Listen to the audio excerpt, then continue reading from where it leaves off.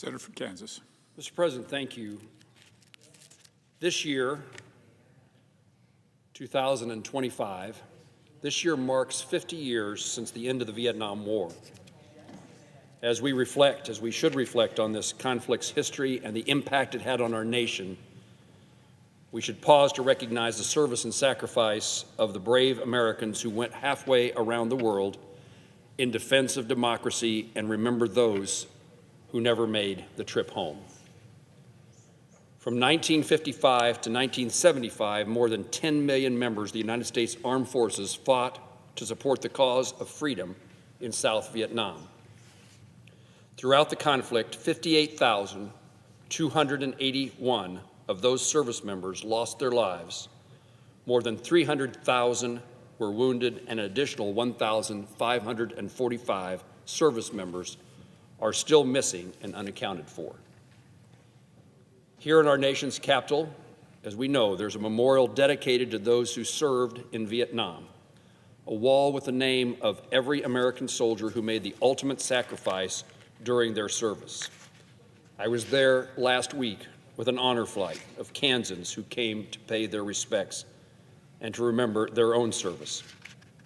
The names of 626 Kansans are on that wall, each a son, a brother, a spouse, a friend, individuals who did not make it home. In Kansas, many communities have set up memorials to recognize their hometown heroes and hundreds of Kansans who died serving in the Vietnam War. From the Rooks County Memorial at the local courthouse in my home county to the Vietnam Wall in Pittsburgh State campus in the eastern part of our state, Kansans have made it their mission to never forget those who've served.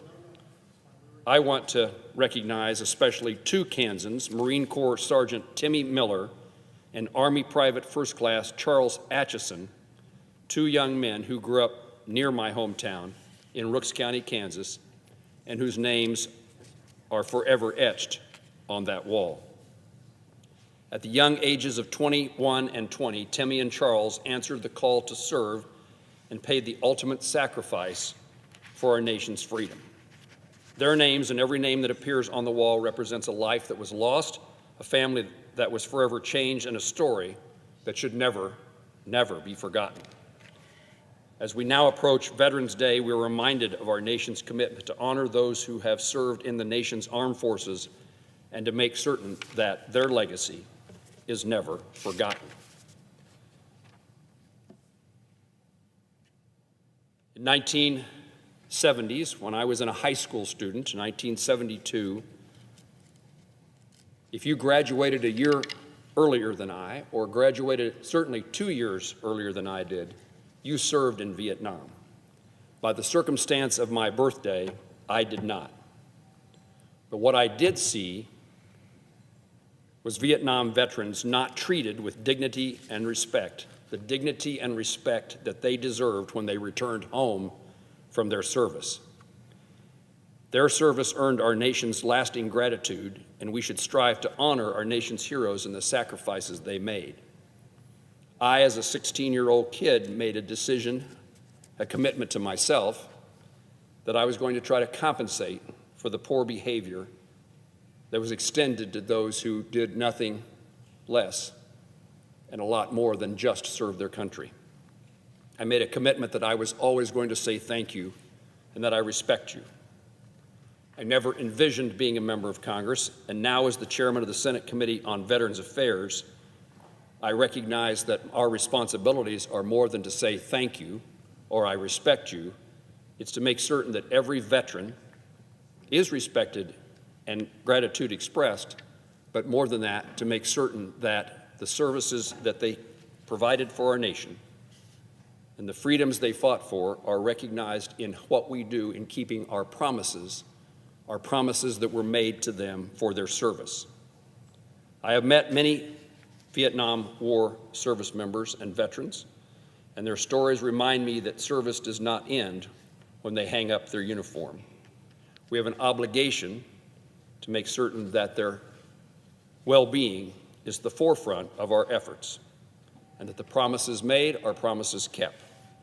In Kansas and across the country, our Vietnam veterans are still serving, leading local businesses, volunteering at the VA and other veteran service organizations, and assisting the next generation of veterans as they transition into life after service.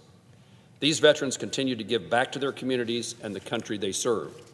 Again, with Veterans Day around the corner, we are also reminded of the importance of keeping those promises to our heroes, whether that means access to quality health care, support for mental health challenges, or recognition of the lasting damage exposure to Agent Orange has had on those who served, even after they return home.